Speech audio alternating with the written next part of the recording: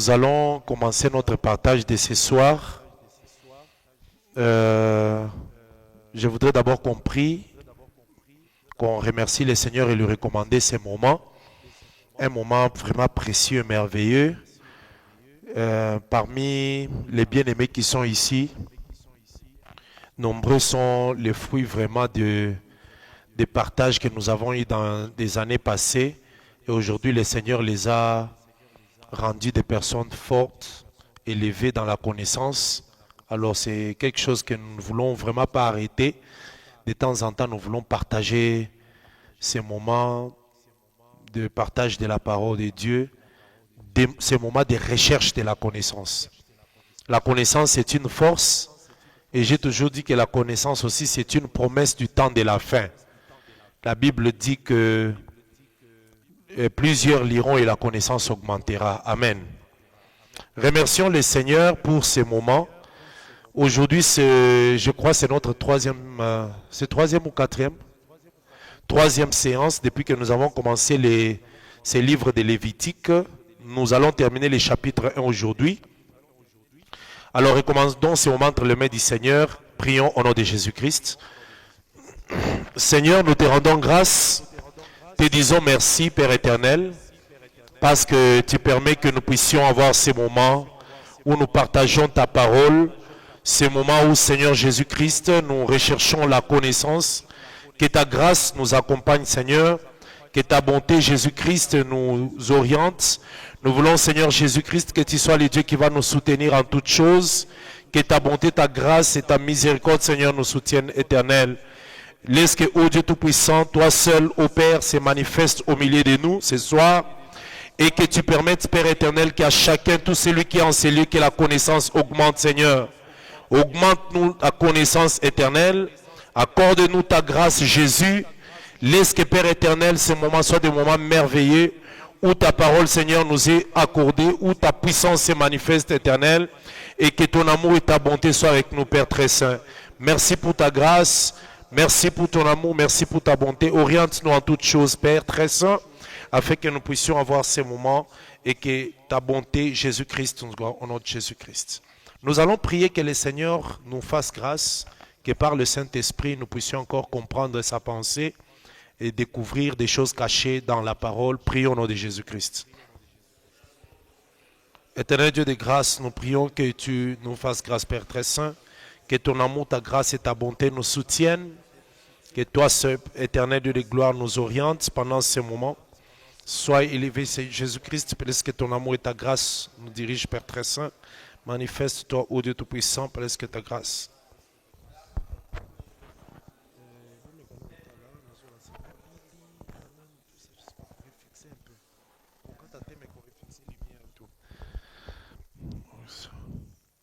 Amen. Que le Seigneur vous bénisse. Alors, je vais aussi donner un moment où nous allons prendre des questions par rapport à tout ce que nous allons dire aujourd'hui. Nous allons terminer le chapitre 1 de Lévitique. Dans la première séance, nous avions beaucoup parlé du livre de Lévitique. Le livre est constitué de quoi? Quelle est la pensée dans ces livres de Lévitique? Nous avons vraiment essayé de parler cela en long et en large. Lévi était qui? La pensée de Dieu par rapport à Lévi, c'était quoi? Et dans la deuxième partie, dans notre deuxième séance, on a parlé des animaux qu'il faut offrir pour l'Holocauste. Parce que les chapitres 1 parlent de l'Holocauste, des holocaustes. Mais nous devons savoir que d'abord, l'Holocauste, c'est les sacrifices qu'on offre, mais qu'on brûle dans l'entièreté. Donc l'Holocauste, quand on l'offre, on ne récupère rien. Celui qui offre n'a rien, n'a pas de part dans cette offrande. Amen. Et l'animal qu'on brûlait pour le pardon du péché dans la fête des expiations, c'était vraiment l'Holocauste.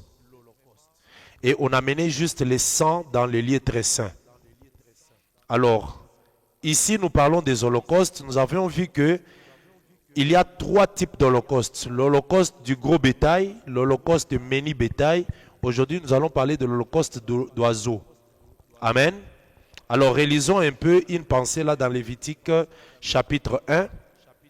Et je vais revenir sur quelques 2 ou 3 points de ce que j'ai dit la séance passée. Et après, nous allons continuer aujourd'hui. Nous allons découvrir beaucoup de choses dans l'Holocauste de l'oiseau. Alors, Lévitique chapitre 1er, je lis le verset 1er aussi, au nom de Jésus-Christ. L'Éternel appela Moïse de la tente d'assignation et lui parla et dit, parle aux enfants d'Israël et dis-leur, lorsque quelqu'un d'entre vous offrira une offrande à l'Éternel, il offrira du bétail, du gros ou du menu bétail. Si son offrande est un holocauste de gros bétail, il offrira un mâle sans défaut, il offrira à l'entrée de la tente d'assignation devant l'Éternel pour obtenir sa faveur. Il posera sa main sur la tête de l'holocauste qui sera agréé de l'Éternel pour lui servir d'expiation. Il égorgera le veau devant l'Éternel et les sacrificateurs fils d'Aaron offriront le sang et les répandront tout autour sur l'autel qui est à l'entrée de la tente d'assignation. Il dépouillera l'holocauste et le coupera par morceaux. Les fils du sacrificateur Aaron mettront du feu sur l'holocauste et arrangeront du bois sur le feu. Les sacrificateurs fils d'Aaron poseront les morceaux, la tête et la graisse sur le bois mis au feu sur l'autel. Il lavera avec l'eau les entrailles et les jambes, et les sacrificateurs brûlera tout sur l'autel. C'est un holocauste, un sacrifice consumé par le feu d'une agréable odeur à l'Éternel. Amen. Donc ici, j'ai fait la lecture du premier type d'holocauste, ça veut dire l'holocauste du gros bétail. Je vous ai dit ceci, retenez que le gros bétail, c'est le bœuf, vache ou veau. Amen. C'est ça le gros bétail. Il y a aussi les menus bétail. Menu, ça veut dire petit. Pour le menu bétail, chèvre, agneau, bélier. Ça sont les menus bétail. Et puis il y a aussi l'oiseau. L'oiseau, on a parlé de tourterelle ou pigeon. Pourquoi le Seigneur avait classé ce type d'holocauste? C'est aussi en fonction des capacités d'avoir des personnes. Celui qui a beaucoup de moyens peut offrir un veau ou un bœuf. Celui qui a des moyens, je ne sais pas si on peut dire cela, lui peut offrir l'agneau, chèvre ou bouc. Amen. Celui qui a peu de moyens, pigeon ou tourterelle. Amen. Et nous connaissons cela. D'ailleurs, nous avons vu dans les Écritures que Marie et Joseph, quand ils sont allés présenter le fils Jésus, ils ont amené quoi? Pardon? Pigeon. Pourquoi pigeon? Parce qu'ils étaient d'une famille pauvre. Amen. Voilà. Alors ici, en ce qui concerne l'Holocauste, nous savons que l'Holocauste, c'est un sacrifice pour obtenir la faveur de l'Éternel. Suivez très bien, je vais dire des choses qui vont vraiment vous réveiller. L'Holocauste, ici on dit que c'est un sacrifice pour obtenir la faveur. Pourquoi on doit chercher la faveur? C'est parce qu'il y avait un homme qui était tombé, qui avait péché. C'était Adam. Vous comprenez? Maintenant, cet homme Adam-là avait perdu la faveur parce qu'on lui avait donné les jardins, la terre, il devait gérer les choses, mais quand il a péché, il est tombé. Pour que Adam soit renouvelé, il faut un holocauste pour qu'il obtienne la faveur. Et dans la Bible, on nous dit que dans les rouleaux, il est question de moi. Moi, là, c'est qui? C'est Jésus lui-même, c'est l'Éternel. Donc ici, quand la Bible dit que si quelqu'un d'entre vous veut offrir à l'Éternel, il l'offrira. C'est quelqu'un-là, c'est qui? C'est l'Éternel lui-même. Est-ce que nous nous comprenons? Donc, si l'Éternel veut offrir, il doit offrir soit gros, soit menu, soit oiseau. Maintenant, l'Éternel lui-même veut offrir. En offrant, il amène le bétail. Le bétail là, c'est qui? C'est Christ.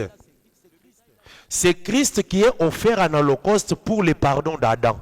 Or, Adam, c'est nous tous ici. Nous étions dans Adam. Je pense que nous nous comprenons. Donc, l'Éternel aussi offre l'holocauste pour qui? Pour Adam. Parce que Adam est semblable et l'image de l'Éternel.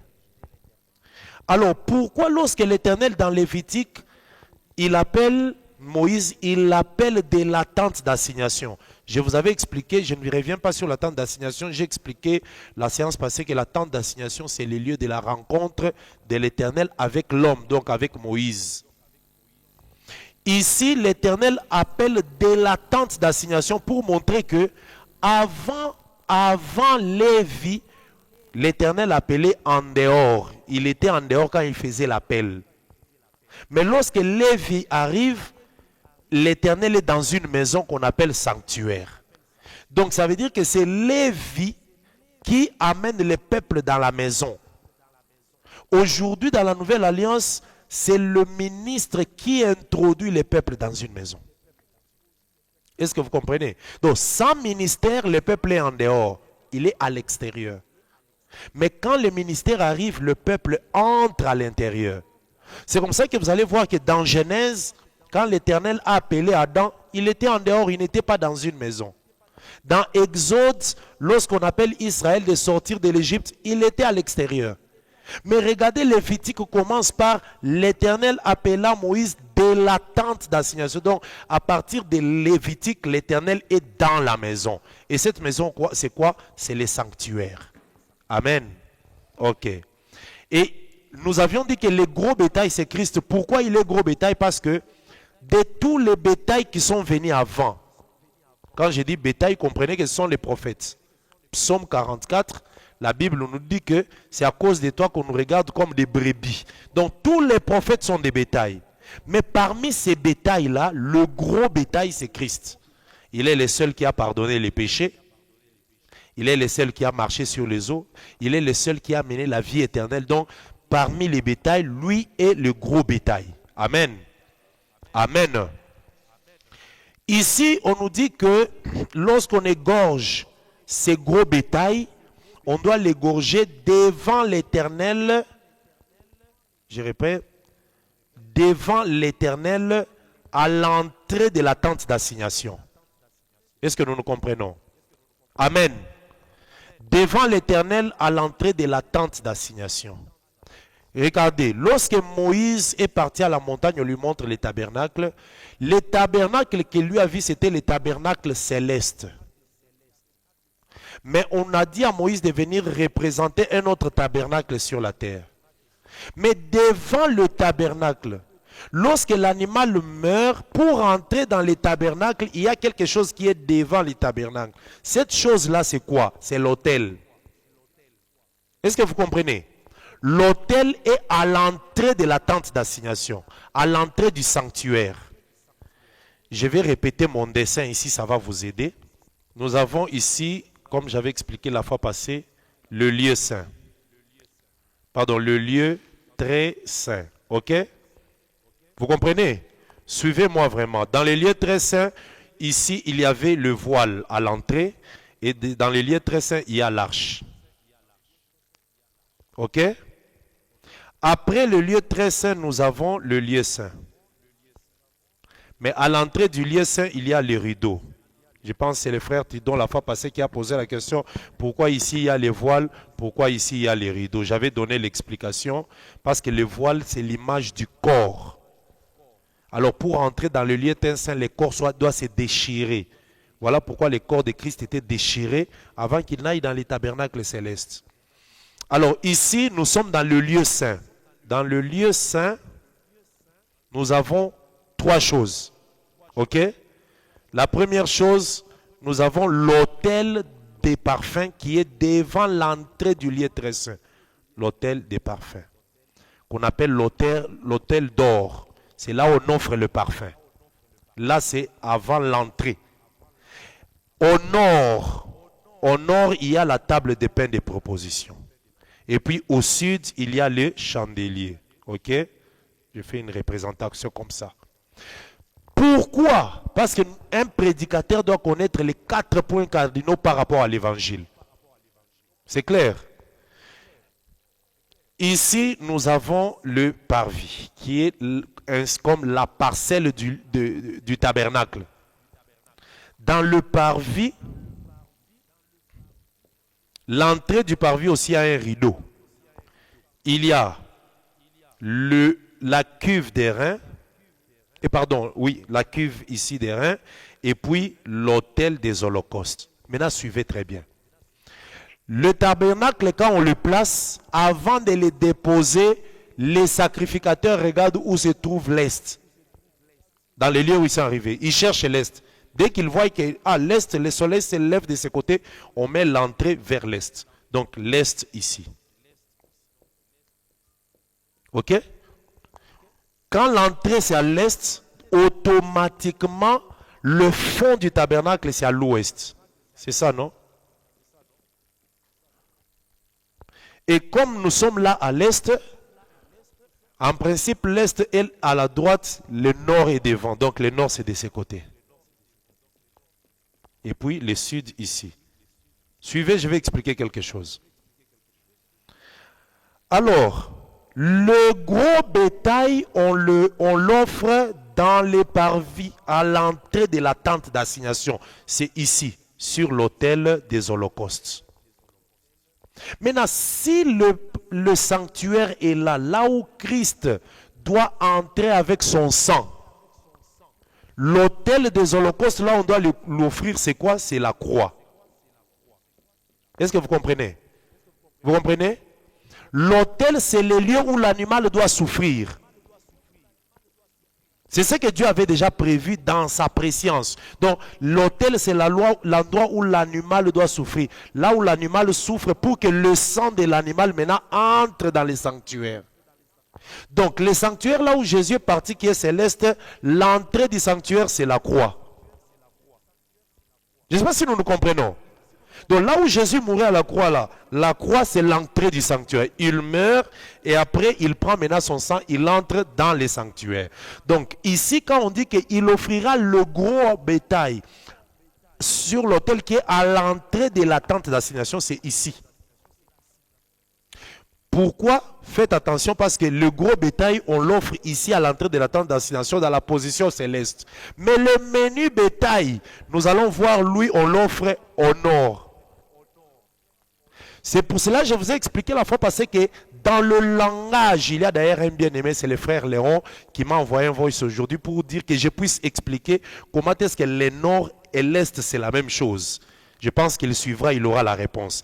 Dans le langage de l'évangile, le nord et l'est, c'est la même chose. J'ai donné le passage de Luc chapitre 1 qui dit « Grâce aux entrailles de la miséricorde, le soleil levant nous a visités d'en haut. » Est-ce que vous comprenez? Or, en haut, c'est le nord, en bas, c'est le sud. Or, le soleil levant qui nous visite d'en haut, il s'est levé où? À l'est. Donc, l'est et le nord, c'est la même chose. Amen. L'est, c'est l'Orient.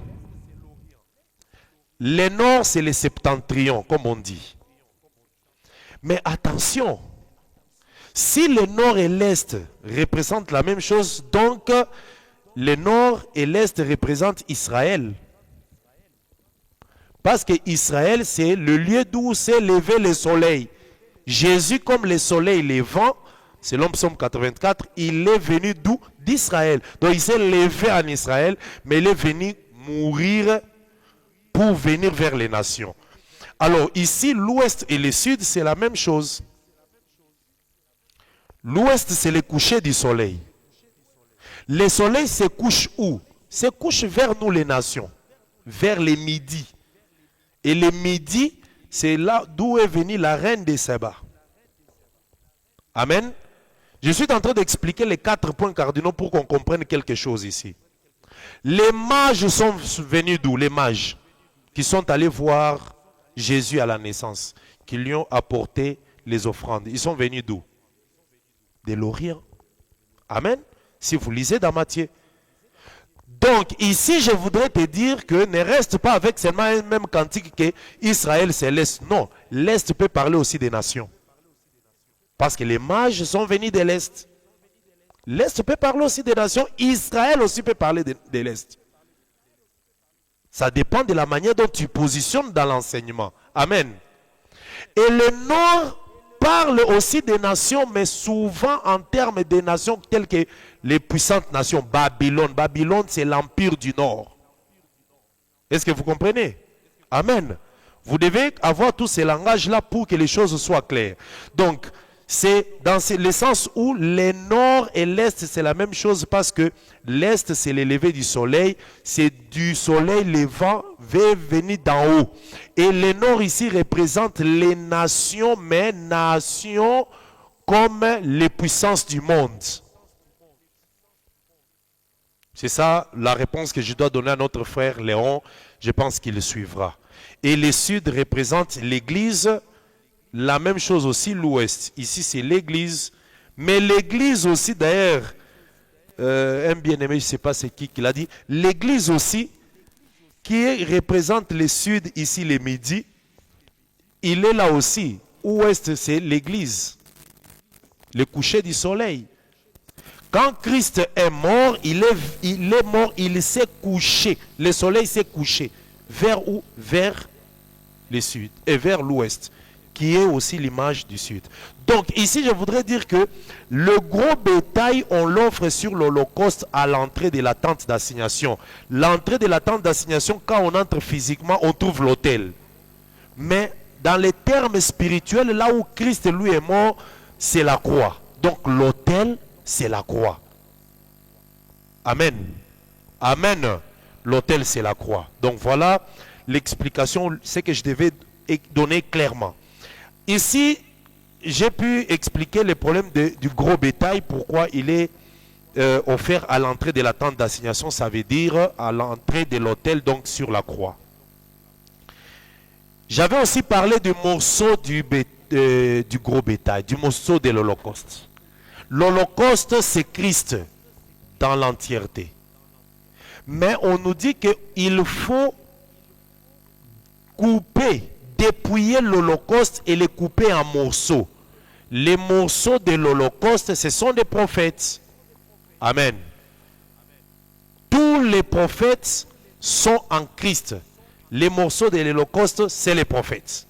Alors ici, nous comprenons que tous les prophètes qui sont venus aussi ont souffert. Voilà pourquoi on nous dit que les morceaux de l'Holocauste doivent être posés aussi sur l'autel. Tous les prophètes. Il n'y a aucun prophète que vous pouvez citer qui n'a pas souffert. Tous ont souffert, mais chacun à sa manière. En commençant déjà par Abel. Abel a souffert, il a été tué. Si vous prenez David, Moïse, Josué, tous ces prophètes-là, ils ont souffert, mais ils ont souffert comment? Leur souffrance, c'était l'image de la croix. Lisons Actes. Regardez Actes. Actes.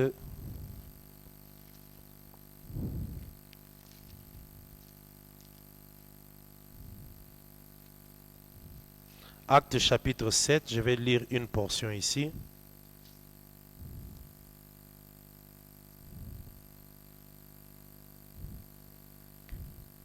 Actes chapitre 7, je commence la lecture au verset 51. Je lis au nom de Jésus-Christ. Homme au cou raide, incirconcis de cœur et d'oreille. Là, c'est Étienne qui parle au peuple d'Israël. Homme au cou raide, incirconcis de cœur et d'oreille. Vous vous opposez toujours au Saint-Esprit. Ce que vos pères ont été, vous l'êtes aussi. Lesquels des prophètes, vos pères n'ont-ils pas persécuté? Vous écoutez la question que Étienne est en train de poser, la question qu'Étienne est en train de poser aux Juifs, au peuple d'Israël. Lesquels des prophètes, vos pères n'ont-ils pas persécuté? Donc vos pères ont persécuté tous les prophètes. Pourquoi les prophètes ont été persécutés? Parce qu'ils étaient les morceaux de l'Holocauste. Amen. Et ici dans l'Holocauste, dans le Lévitique chapitre 1, nous voyons que tous les morceaux de l'Holocauste aussi seront déposés sur l'autel. Donc l'arrivée de chaque prophète tel qu'il souffrait, c'est un morceau de l'Holocauste sur l'autel. Je continue. Lesquels des prophètes vos pères n'ont-ils pas persécuté? Ils ont tué ceux qui annonçaient. Ceux, ils sont nombreux. Hein? Vous voyez? Ils ont tué ceux qui annonçaient d'avance la venue du juste. Qui ont annoncé la venue du juste? Qui ont annoncé? Les prophètes. Donc quand tu regardes Abel, Abel annonce la venue du juste. Tu regardes Moïse, Moïse annonce la venue du juste. Je ne sais pas c'est qui. Naboth annonce la venue du juste. David, tous ces prophètes-là annonçaient la venue du juste, mais le Père ont tué. Amen. Alors, ils ont tué ceux qui annonçaient d'avance la venue du juste que vous avez livré maintenant. Donc, c'est les justes que vous avez livrés et dont vous avez été meurtriers. Donc, ici, nous comprenons que les morceaux de l'Holocauste dont on parle ici, ce sont les prophètes, mais qui sont aussi passés par la souffrance. Les prophètes, physiquement, ne sont pas montés à la croix. Parce que leur souffrance, c'était l'image de la souffrance que Christ aura à la croix. Amen. Ok. Donc, les entrailles et les jambes, j'avais aussi expliqué les entrailles et les jambes. Les entrailles, c'est l'intérieur de la personne. Jésus-Christ lui-même a expliqué qu'il était entrailles. Pourquoi? Il a dit, je suis sorti du Père. Donc le Père, c'est tout un corps, mais dans le Père, il y avait les entrailles qu'on a fait sortir. Parce que les entrailles, c'est l'intérieur. Amen. Je suis sorti du Père. Les entrailles et les pieds, c'est la même chose dans un langage spirituel. Je vais expliquer pourquoi c'est la même chose. Les entrailles, c'est l'intérieur. Ça représente le Fils. Parce que la Bible même dit, ça c'est Paul qui dit, recevez Onésime qui est mes propres entrailles. Amen.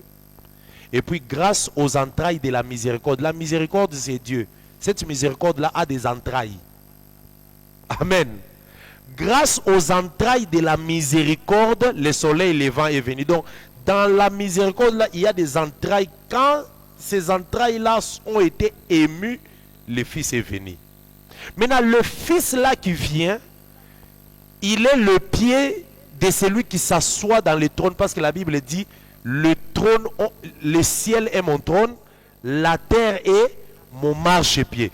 Quand on dit le ciel est mon trône, la terre est mon marchepied, ça veut dire quoi? Cette personne-là, quand elle est assise, elle s'assoit sur le trône dans le ciel, mais ses pieds touchent la terre.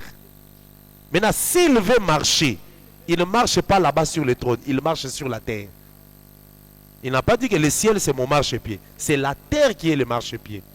Oh, celui qui est assis sur le trône, il est venu marcher comment? Il est venu par le Fils. Quand le Fils est descendu, c'est ça la marche de celui qui est assis sur le trône. Donc nous comprenons que le Fils c'est les pieds, c'est les jambes de celui qui est assis là-bas. Est-ce que nous comprenons? Amen. Donc, les jambes ou les pieds, c'est le Fils. Voilà pourquoi lorsque Jésus est arrivé comme Fils et comme entraille, il a été trempé dans l'eau pour le baptême. Avant qu'on ne vous savez, avant qu'on ne place l'animal sur le feu de l'autel, il faut que ses pieds ou ses jambes et ses entrailles soient lavées. Donc ça veut dire que Jésus devait d'abord être baptisé avant de mourir. Donc le lavement des entrailles et des jambes précède la souffrance sur l'autel. Amen. Ici, je suis parti un peu trop vite avec le gros bétail. Donc, j'ai fait une récapitulation sur ce qu'on avait dit sur le gros bétail. En termes maintenant du petit bétail, lisons rapidement pour le menu bétail. Parce que je voudrais qu'on arrive au niveau de l'holocauste d'oiseaux. Le menu bétail commence au verset 10. Je lis au nom de Jésus-Christ. Amen. Si son offrande est un holocauste du menu bétail, d'agneau ou de chèvre, on précise bien. Pour le gros bétail, c'est précisé au verset 5, le veau. Mais ici, pour la chèvre, on dit ici son holocauste. Et si son offrande est un holocauste du menu bétail, d'agneau ou de chèvre, il offrira un mâle sans défaut. Amen. Pourquoi on insiste toujours mâle sans défaut? Même le veau aussi, on avait dit un veau mais sans défaut. C'est parce que le salut doit venir par ce qui est pur, qui est sans défaut.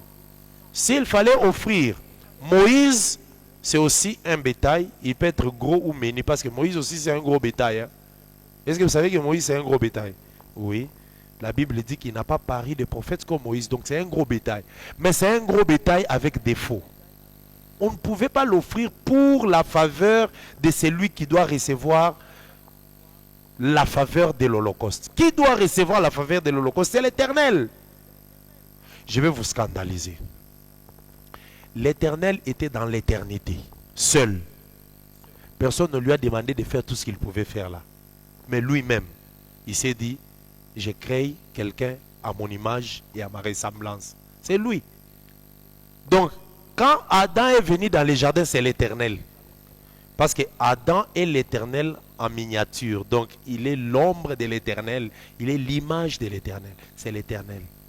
Maintenant, lorsque Adam pêche, c'est l'Éternel qui pêche. Je te scandalise, hein? Tu refuses. Dites Amen. Amen. Amen.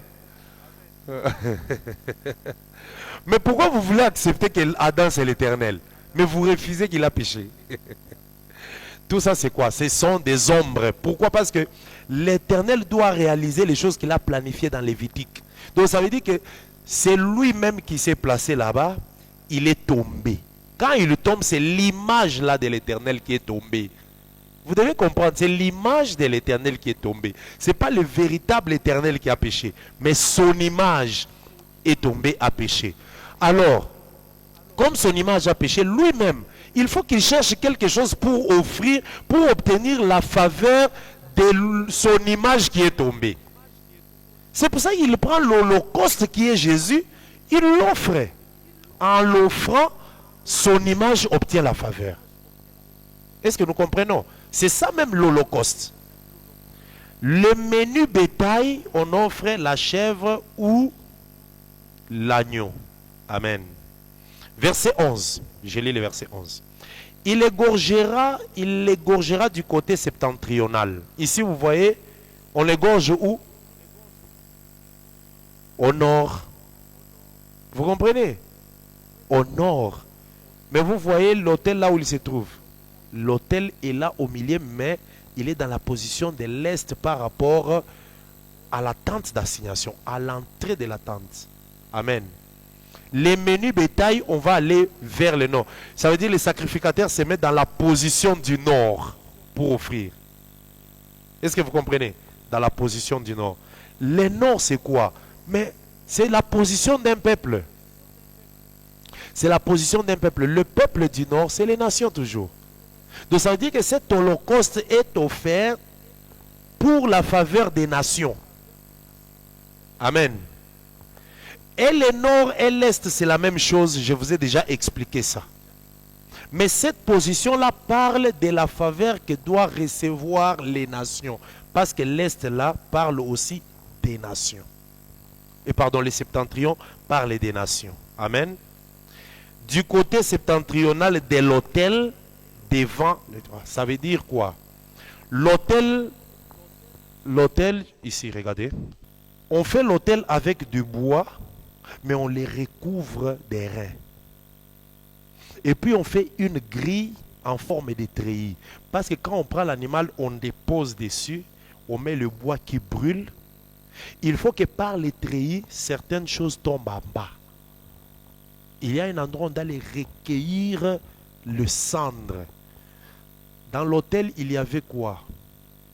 Il y avait la pelle, il y avait des bassins, il y avait encore quoi? Des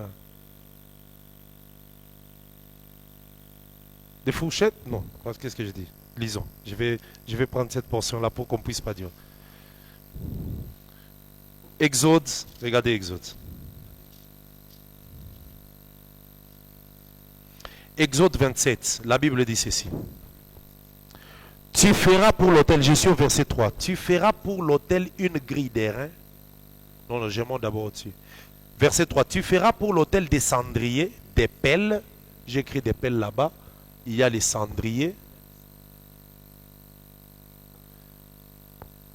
pelle, cendrier, il y a les bassins, fourchettes,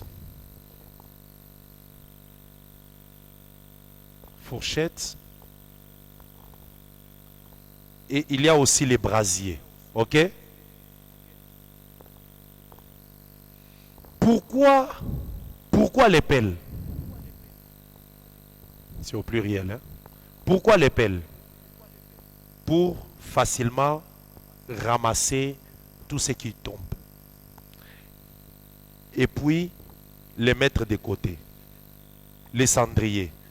Les cendriers permettent d'enlever toute la saleté. Mais on enlève la saleté avec la pelle, on met dans les cendriers, on met de côté. Le bassin, pour recueillir le sang. Fourchette, pour bien tourner l'holocauste ou l'animal. Et les brasiers, tout ce qui est feu qui tombe et tout doit être recueilli. Ces 5 choses ici parlent du ministère. Parce que l'autel, c'est tout un peuple. L'autel, c'est un peuple. Amen. Sachez que l'autel, c'est le peuple. Hein? On en faisait avec 12 pierres. Ok? Je vais commencer par le cendrier. Qui enlève tout ce qui est saleté. C'est l'apostolat. C'est le ministère apostolique. Amen. Nous avons le bassin qui recueille les sangs. Le ministère évangélique. Ok? Nous avons la pelle qui creuse les profondeurs. Le ministère prophétique. Le brasier qui remplit de la quantité de tout ce qui est feu. Ministère doctoral. Et puis la fourchette, ministère pastoral, qui donne la nourriture. Ou qui tourne la nourriture. Amen. Alors, toutes ces choses ici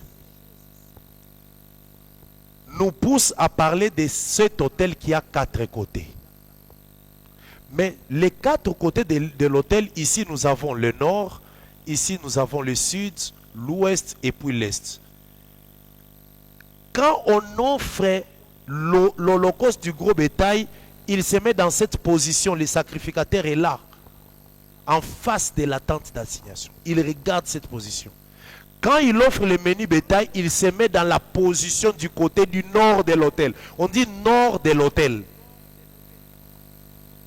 Donc du côté septentrional de l'autel. Et ça devait être respecté. Je vous ai dit que ça parle de la même chose parce que c'est un seul peuple pour lequel on est en train de faire un sacrifice à l'autel. Amen. Je pense que c'est clair. Hein? Amen. Ok. Nous rentrons dans Lévitique chapitre 1, là où nous étions. Les versets 12, c'est la même pensée que nous avions vu dans l'autel et dans l'holocauste du gros bétail. Il les coupera par morceaux et les sacrificateurs les posera avec la tête et la graisse sur le bois mis au feu sur l'autel. J'ai expliqué, vous avez laissé ça dans cette position, venez répondre. Alors j'ai expliqué ceci, que lorsque l'Éternel reçoit l'offrande, dans l'offrande l'Éternel agrée la graisse. La graisse, ça montre que l'animal, c'est un animal en bonne santé, l'animal que l'Éternel veut. Donc nous comprenons que tous les autres prophètes qui sont passés, qui sont venus pour le travail du salut, ils n'avaient pas la graisse comme le véritable Christ qui est venu. La graisse qui montre l'onction. Amen. Ok. Verset 13, il lavera avec l'eau les entrailles et les jambes, c'est la même chose.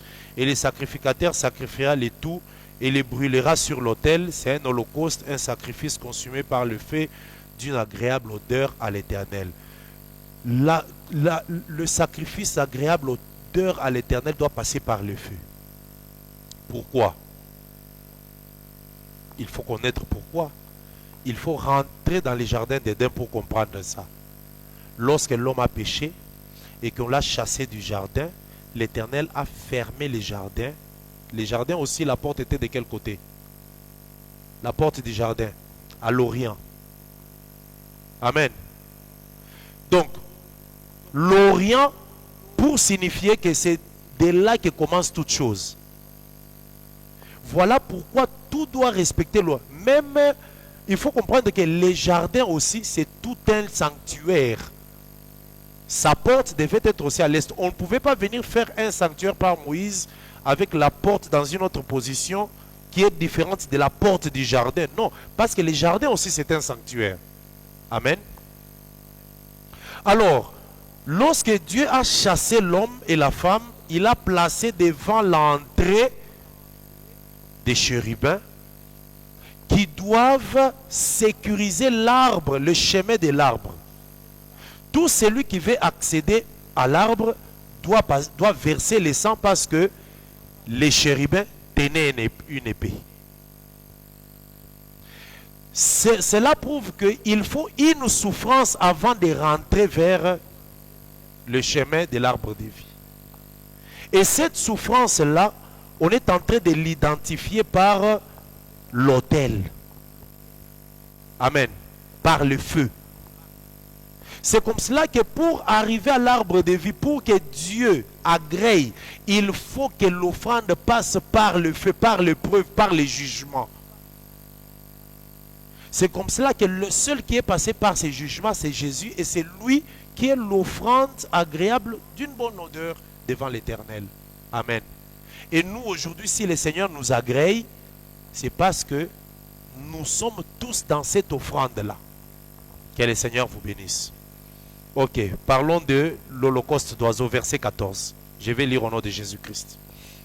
Si son offrande à l'Éternel est un holocauste d'oiseaux, il offrira des tourterelles ou de pigeons. Les sacrificateurs sacrifiera l'oiseau sur l'autel. Il lui ouvrira la tête avec l'ongle et la brûlera sur l'autel. Et il exprimera le sang contre un côté de l'autel. Il ôtera le jabot avec ses plumes et le jettera près de l'autel vers l'Orient, dans le lieu où l'on met les cendres. Il déchirera les ailes sans le détacher, et le sacrificateur brûlera l'oiseau sur l'autel, sur le bois mis au feu. C'est un holocauste, un sacrifice consumé par le feu, d'une agréable odeur à l'Éternel. Amen. D'abord, il faut savoir que quand on parle de l'oiseau, nous parlons de l'esprit. Amen. Oui. Vous allez comprendre que cet holocauste est spécial dans beaucoup de choses parce que c'est une preuve que Christ, quand il est mort, il n'est pas mort totalement en tant qu'holocauste d'oiseau. Amen. L'oiseau, c'est l'esprit capable de voler. L'esprit qui ne meurt pas. C'est ça l'oiseau. N'oubliez pas que dans Lévitique chapitre 14, on nous parle de deux oiseaux lors de la purification du lépreux. C'est ça, non? Un oiseau qu'on tue et un qu'on laisse vivant. Celui qu'on doit laisser vivant, on doit le tremper dans le sang et il doit partir. C'est ça même l'esprit. Celui qu'on a tué parle du corps de Christ. Mais celui qu'on laisse vivant parle de l'esprit qui s'échappe et qui part. Alors ici, lorsqu'on parle de l'holocauste d'oiseau, on dit que si c'est un holocauste d'oiseau, il ne peut pas amener n'importe quel oiseau. Tu ne vas pas dire que comme moi je suis pauvre, je vais faire l'holocauste d'oiseau, tu amènes le hibou, ou le corbeau, ou le pervier. Non, la loi a déjà dit, si c'est l'holocauste d'oiseau, soit c'est les pigeons, soit c'est tourterelles. Amen.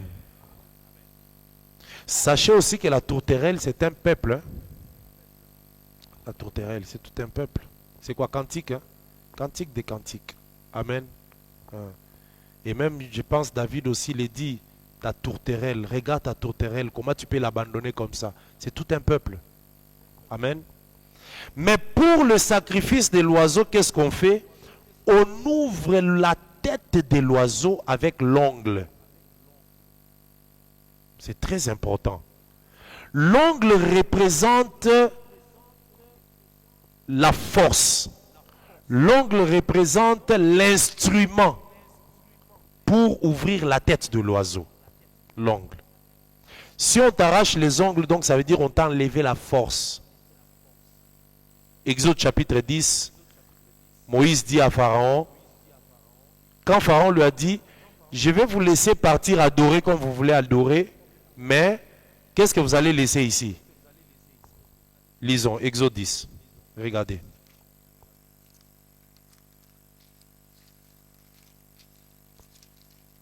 Exode chapitre 10.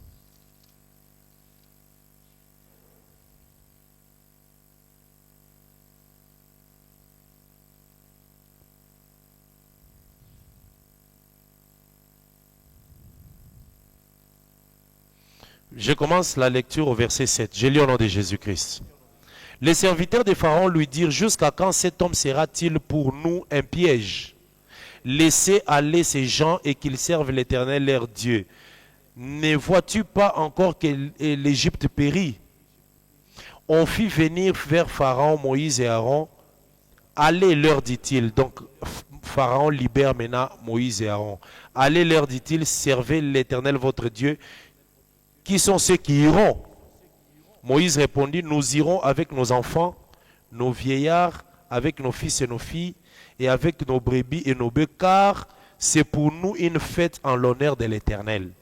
Pharaon lui dit: que l'Éternel soit avec vous, tout comme je vous avais laissé, et tout comme je vais vous laisser aller, vous et vos enfants. Prenez garde, car le malheur est devant vous. Non, non, allez, vous les hommes, et servez l'Éternel, car c'est là ce que vous avez demandé. Et on les chassa de la présence des Pharaons. Donc Pharaon a dit: prenez seulement les hommes, allez-y. Laissez les femmes et les enfants. Verset 12. L'Éternel dit à Moïse: étends ta main sur le pays d'Égypte et que les sauterelles montent sur le pays d'Égypte, qu'elles dévorent. Est-ce que c'est là que je suis? 26e. Voilà. Voilà, je prends les 26e. Non, 24. Pharaon appela Moïse et dit: allez servir l'Éternel. Il n'y aura que vos brebis et vos bœufs qui resteront, et vos enfants pourront aller avec vous. Moïse répondit: tu mettras toi-même entre nos mains de quoi faire les sacrifices et les holocaustes que nous offrirons à l'Éternel notre Dieu. Nos troupeaux iront avec nous, il ne restera pas un ongle. Moïse parle de l'Holocauste, il dit: on ne va pas laisser les ongles, parce que si on part sans les ongles, comment est-ce qu'on ira faire l'Holocauste d'oiseaux? Amen. Est-ce que quelqu'un comprend ça? Voilà. Il ne restera pas un ongle. Pour dire que l'ongle, c'est une force qui doit les servir pour l'offrande de l'Holocauste. Les ongles. Dans Deutéronome 21, peut-être on ne va pas lire, la loi disait: dès que vous allez en guerre et que vous attrapez une femme, qu'est-ce que vous faites? Deutéronome 21. Vous devez lui couper les cheveux et les ongles. Hein? Il va se faire les ongles. Deutéronome 21.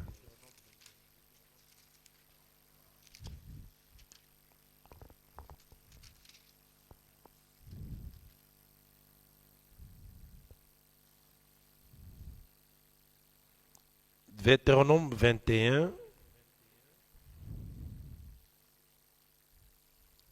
Je vais commencer au verset 10. Je lis au nom de Jésus-Christ. Lorsque tu iras à la guerre contre tes ennemis, si l'Éternel les livre entre tes mains et que tu leur fasses des prisonniers, peut-être verras-tu parmi les captifs une belle femme de figure, et auras-tu le désir de la prendre pour femme.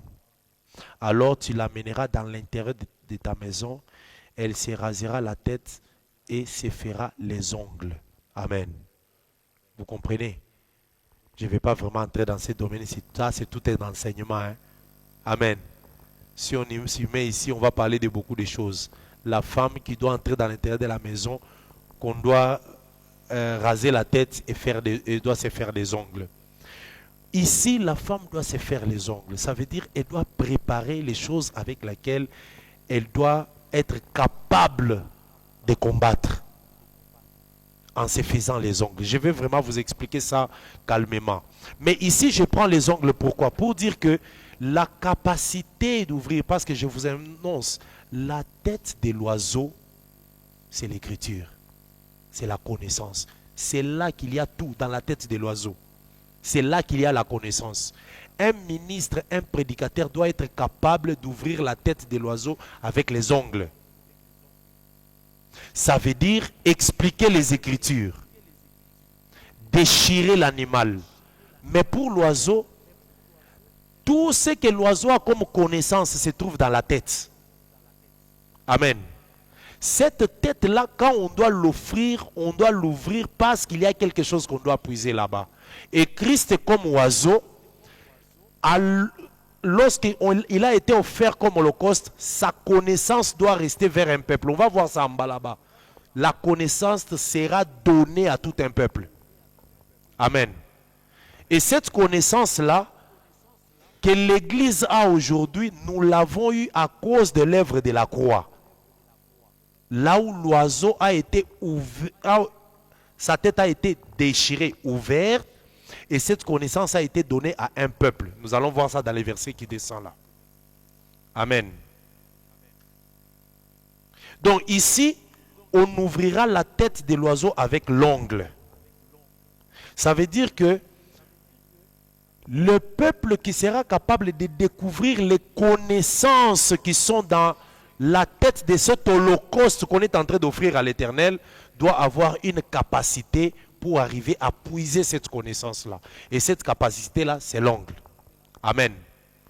C'est le ministère. Nous tous ici, nous prêchons que la main de l'Éternel a 5 doigts. C'est ça, non? La main a 5 doigts. Et c'est par ces doigts-là que les ongles sont capables d'ouvrir la tête de l'oiseau. Ça veut dire que c'est une connaissance spirituelle. L'offrande ou l'holocauste de l'oiseau est exceptionnel parce que c'est l'offrande de quelque chose qui ne meurt pas. Je ne sais pas si nous nous comprenons. De quelque chose qui ne meurt pas, ça veut dire qu'il garde la vie. La Bible dit ça, c'est Pierre qui dit que Christ est mort quant à la chair, mais quant à l'esprit, il est vivant. Cet esprit-là, c'est ça l'oiseau. Et cet esprit vivant a une certaine connaissance dans la tête qui doit être, dont on doit avoir accès, mais pour y accéder, on doit utiliser les doigts, la grâce ministérielle. Amen. Lisons le verset 15. Verset 15. Les sacrificateurs sacrifiera l'oiseau sur l'autel, il lui ouvrira la tête avec l'ongle. J'ai dit que la tête, c'est la connaissance. Doctrinalement, aujourd'hui, la tête, ou si on peut expliquer spirituellement, ce sont les Écritures que l'ongle doit ouvrir. Il la brûlera sur l'autel et il exprimera le sang contre un côté de l'autel. Exprimer le sang, ça veut dire presser. Quand on parle, ça veut dire on prendra l'oiseau, on doit presser son sang vers un côté de l'autel. Or, je vous ai dit que l'autel, c'est tout un peuple, mais il y a un peuple qui doit recevoir ces sangs-là qu'on exprime. Exprimer, ça veut dire presser. C'est comme quand tu prends un fruit orange ou quoi pour recueillir les gens, les jus, tu exprimes pour recevoir les jus. C'est ce qu'on fait avec cet animal. On exprime les sangs, mais vers un côté de l'autel. Lorsque Christ est mort, la partie de l'autel qui a reçu le sang, c'est l'Église. Amen. Et c'est cette partie qui reçoit aussi la connaissance qui est sortie de cette tête qu'on a ouverte avec l'ongle. Je peux continuer? Amen. Il ôtera les jabots avec ses plumes et les jettera près de l'autel vers l'Orient. Les jabots, je vous ai dit, c'est la partie de la gorge de l'animal qui reçoit ou qui garde la nourriture. Lorsque l'oiseau mange la nourriture, cette nourriture ne va pas directement à l'estomac, ça reste d'abord dans les jabots. Mais quand on est en train de sacrifier l'oiseau comme un holocauste, on doit ouvrir la tête de l'oiseau et puis les jabots aussi, on doit l'enlever. On enlève le jabot avec les plumes et ces jabots-là, on les jette vers un côté de l'autel. Est-ce que vous comprenez? Vous savez pourquoi est-ce qu'il y a des animaux qu'on mange et des animaux qu'on ne mange pas? Quand vous lisez Lévitique, les animaux qu'on mange, parmi les animaux, on vous dit qu'il faut manger des animaux qui ruminent. Qui ruminent pourquoi? Parce que quand ils prennent la nourriture, ils mâchent, cette nourriture va dans une poche. Vous connaissez l'estomac des des animaux. Cette poche-là de l'animal, chez l'oiseau, ça se trouve au niveau du jabot. Et nous connaissons, nous tous, que ruminer, c'est aller faire des excursions dans les Écritures. C'est faire, c'est ça, non? Ruminer. Ça veut dire, et la poche des mammifères, l'estomac des mammifères a combien de poches? 4 poches. Nous avons étudié ça, non? Nous tous ici, nous crions toujours que l'évangile a 4 aspects. Amen. Et dans l'estomac de l'animal là, dans ces 4 poches là, il y a de la nourriture. C'est cet animal là qu'il faut manger. Celui qui n'en a pas, on ne le mange pas. Et nous connaissons que le véritable animal qui a cet estomac, c'est Christ. Et voilà pourquoi les 4 sont venus parler de lui, Matthieu, Marc, Luc et tout. Parce que les 4 là, Matthieu, Marc, Luc, Jacques et Jean, c'est l'estomac de l'animal. Et nous ruminons. Nous ruminons ce que déjà les autres ont dit. Donc ça veut dire que ce qui a déjà été mâché, nous ruminons cela. Amen. C'est ce qu'on nous dit ici. On doit ôter les jabots, qu'on doit jeter près de l'autel vers l'Orient. L'Orient ici, c'est toujours le peuple. C'est quoi? C'est l'Église. C'est l'Église qui reçoit la connaissance qui est dans cet oiseau. Pourquoi? Parce que à la croix, cet oiseau sera sacrifié, mais doit partir. Mais avant son départ, toute la connaissance de cet oiseau doit être placée vers un côté de l'autel. Je ne sais pas si nous nous comprenons. Lorsque nous descendrons, nous allons descendre, vous allez voir pourquoi l'oiseau, même malgré qu'on l'a offert, mais il n'est pas mort parce qu'il doit revenir encore. Donc on ôte les jabots, on les jette vers l'Orient, dans un lieu où l'on met les cendres, près de l'autel, mais vers l'Orient. Tu ne peux pas enlever les jabots de l'oiseau avec la nourriture qu'il y a dedans, aller mettre vers l'ouest ou vers le sud. Non, tu dois respecter en tant que sacrificateur, mettre vers l'Orient. Et l'Orient, c'est le type de l'Église. Je vous ai expliqué, hein, retenez aussi que l'Orient, c'est l'Église. Je sais pourquoi j'avais expliqué cela. Amen.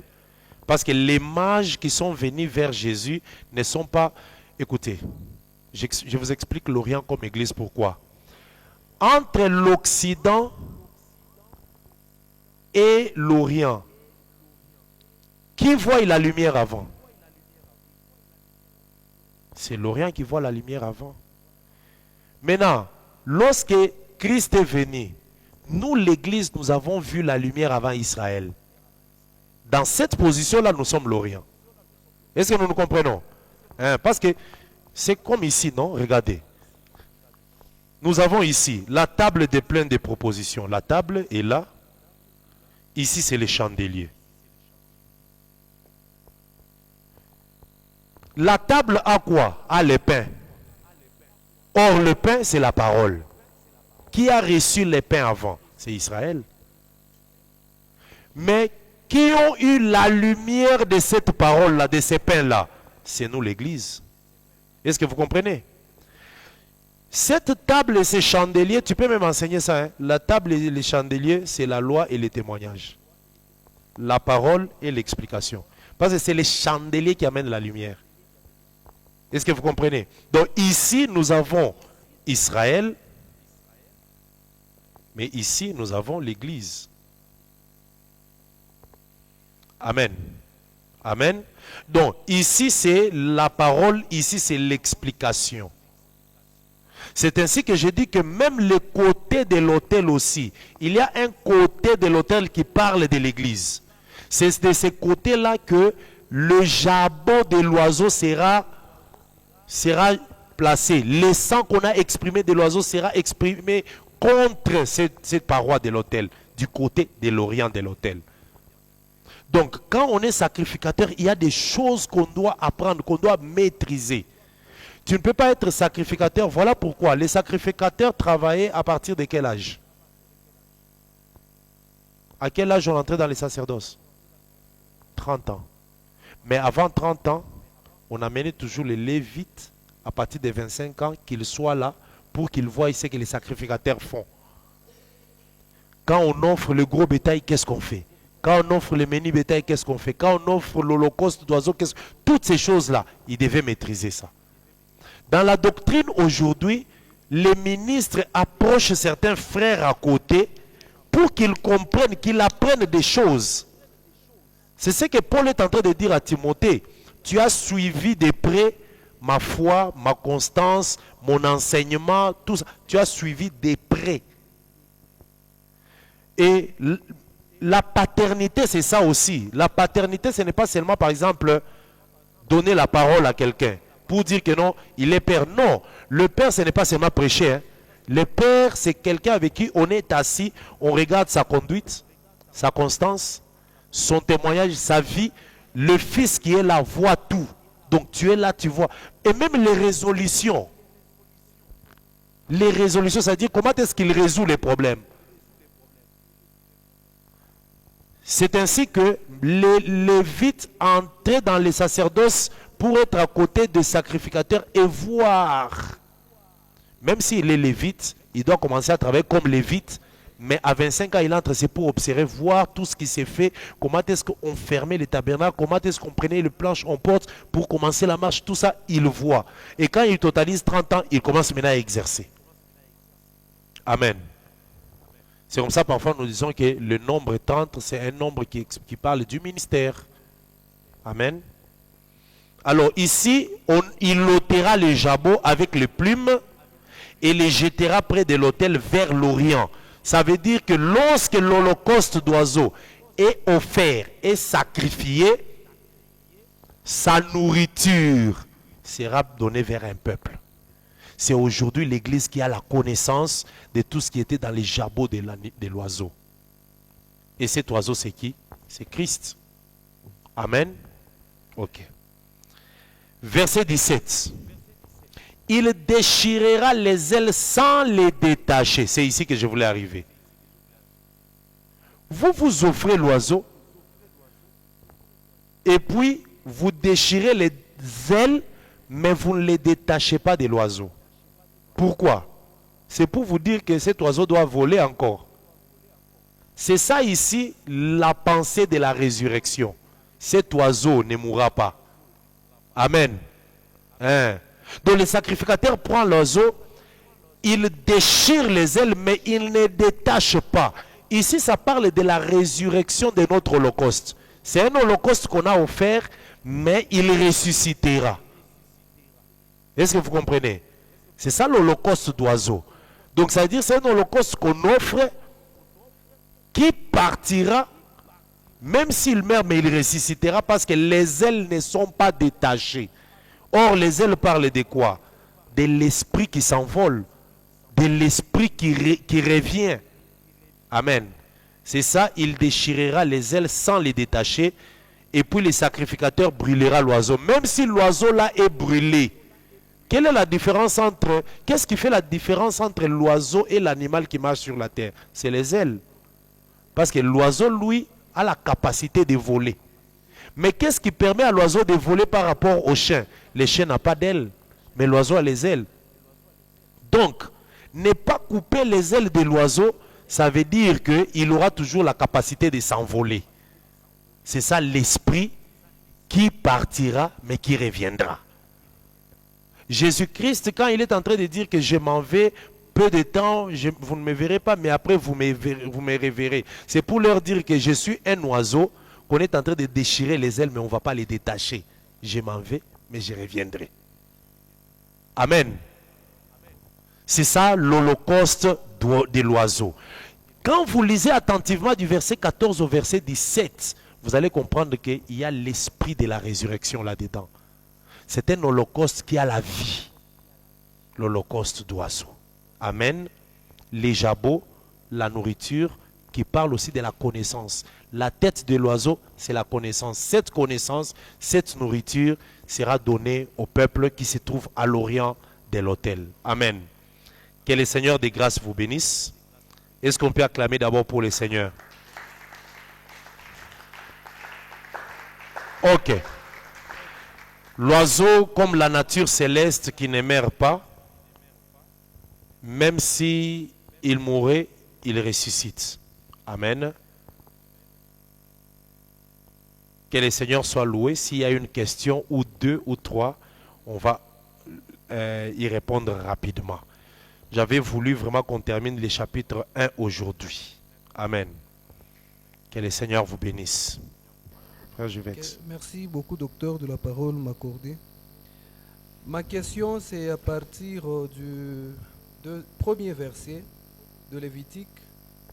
La Bible dit, lorsque quelqu'un d'entre vous fera une offrande à l'Éternel, il offrira du bétail, du gros ou du menu bétail.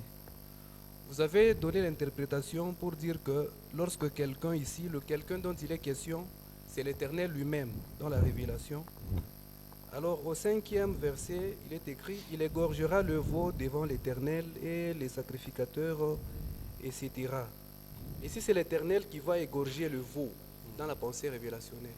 Alors je vais rentrer dans le contexte d'Israël. Comment est-ce qu'ils offraient cela? Donc c'est lui qui venait avec l'offrande, qui égorgeait lui-même cette offrande-là. Non, c'était les sacrificateurs. C'est une façon de parler parce que ce que tu amènes là, on considère que c'est toi qui l'as amené. Mais le service se fera par les sacrificateurs. Parce que c'est les sacrificateurs qui doivent tuer l'animal, qui doivent faire le travail sur l'animal. Ça, c'est les sacrificateurs. Je ne sais pas si tu comprends. L'homme avait l'exercice de prendre la main posée sur l'animal comme s'il transmettait tous ses péchés sur l'animal. Et la suite, c'est les sacrificateurs qui continuent. Dans la pratique, c'était les sacrificateurs qui égorgeaient. Parce que j'ai vu ici qu'il est écrit. Il l'égorge. Oui, il l'égorgera. Oui, c'est une façon de parler parce que le service, ce que les sacrificateurs font là, il le fait au nom de la personne qui a amené l'offrande. Tu comprends? Et puis le sacrificateur lui-même aussi représentait l'Éternel. Parce que les sacrificateurs représentent l'Éternel. Et c'est l'Éternel lui-même qui devait tout faire pour son fils Adam. Je ne sais pas si tu comprends donc. Dans Lévitique, ici, là où tu vois, on parle du sacrificateur. Ça parle aussi de l'Éternel. Parce que le sacrificateur, dont l'homme amène l'animal, le sacrificateur l'offre devant l'Éternel. Mais maintenant, le sacrificateur qui offre là, il représente l'Éternel lui-même. Donc c'est comme si le pardon du péché, il faut que l'Éternel lui-même travaille pour que l'homme obtienne le pardon. Mais pour que l'Éternel travaille directement, lui a mis quelqu'un qui travaille en son nom, c'est le sacrificateur. Je ne sais pas si tu comprends un peu. Oui. Dans la pratique, c'était le sacrificateur qui le faisait. Amen. Okay. J'ai vu une main. Ah, c'était le frère Jacob. Le frère Jacob.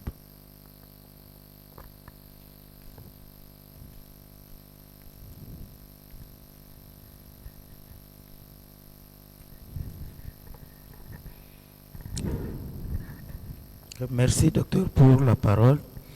Moi, je voulais avoir une précision sur l'oiseau. Au verset 16 là-bas, lorsqu'on dit « Il ôtera les jabots avec ses plumes et les jettera près de l'autel vers l'Orient, dans le lieu où l'on met les cendres. » Quand vous avez donné... là, tu as lu, oui, au verset 16, oui. Lorsque nous voyons la position de l'autel, si il faut qu'on parte du côté de l'Orient là-bas, on tourne l'autel, il y a un mouvement qui se fait ou bien on suit seulement le côté de l'autel. Parce qu'il y a aussi du côté où il y a la cendre. Vous avez classé ce côté-là comme le côté de l'église. Et si nous voyons la cendre côté de l'Orient, ce côté, or la cendre, c'est le jugement. Comment vous pouvez clarifier ça? Attention, il y a dans chaque position, la cendre n'est toujours pas le jugement. Pourquoi je dis ça?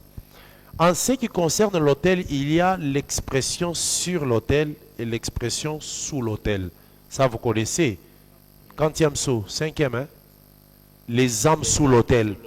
C'est 5e saut, je crois. Oui, c'est le 5e saut. Quand on parle de sur l'autel, ça parle d'abord de Christ. Parce que c'est Christ qu'on pose sur l'autel. Et L'œuvre qui est faite avec Christ, ça descend maintenant sous l'autel, en dessous là-bas. C'est là où il y a les âmes qui réclament vengeance. Et nous disons que les âmes qui réclament vengeance parlent d'Israël. Mais il y a aussi l'expression sous l'autel qui parle de l'église. Parce que sous l'autel, qu'est-ce qu'il y a? Il y a le feu. Le feu là, ce n'est pas seulement le feu du jugement, ça peut être aussi le feu de l'amour de Dieu. Selon Cantique. Nous, l'église, nous sommes dans le feu de l'amour de Dieu. Or, le feu ne vient que de l'autel. Je ne sais pas si tu comprends. Donc, c'est comme quand on parle de l'eau. L'eau n'exprime pas seulement le Saint-Esprit. L'eau peut exprimer aussi la parole. L'eau peut parler du Saint-Esprit. L'eau peut parler même du diable. Quand l'ennemi viendra comme des fleuves. Tu vois un peu. Alors, là, ici, tout feu ne parle pas seulement du jugement. Il y a des feux qui parlent de l'amour. Parce que nous, là, nous sommes conservés dans le feu de l'amour de Dieu. Et dans l'autel là-bas, sachez que nous sommes sous l'autel. Or, sous l'autel, il y a le feu. Mais sur l'autel, il y a l'animal ou l'holocauste. Je ne sais pas si tu comprends un peu. Oui, oui. J'ai compris. Maintenant, par rapport là où on jette les jabots et le plume là, s'il faut bien dire, c'est entre l'autel et la table de pain. Pardon? Là où on jette le plume, Oui. c'est entre l'autel et la table. C'est de ce côté-là. Entre Si l'autel... nous voyons les dessins. Non, non, il faut d'abord relire les versets. Oui. Il ôtera les jabots avec ses plumes et le jettera près de l'autel, vers l'Orient, dans le lieu où l'on met les cendres. Oui. C'est ce que je dis par rapport à la position de l'autel. On jette ça à l'Orient parce que vous avez lié nord et l'est comme une seule chose. Ouais, ouais. Maintenant, j'aimerais avoir la précision sur le lié là où on jette ça. C'est à côté de la table ou bien c'est en face ici? Non, non. Les cendres, quand on les enlève de l'autel, on le met juste à côté de l'autel. Parce que c'est après qu'on doit les prendre pour aller les jeter plus loin. C'est juste à côté de l'autel. Mais la précision n'est pas donnée de l'endroit où se trouve cet endroit-là. Mais ici, on dit vers l'Orient, dans les lieux où l'on met les cendres. Si ça se met de ces côtés-là, ça sera vers l'ouest. Par rapport à la position de l'autel. C'est vers l'ouest. Mais l'est, c'est vers les rideaux. C'est vers les rideaux. Je ne sais pas si tu vois un peu. L'ouest, c'est vers la cuve. Mais l'est, c'est vers les rideaux, vers l'entrée. Amen. Est-ce qu'on peut encore avoir une question?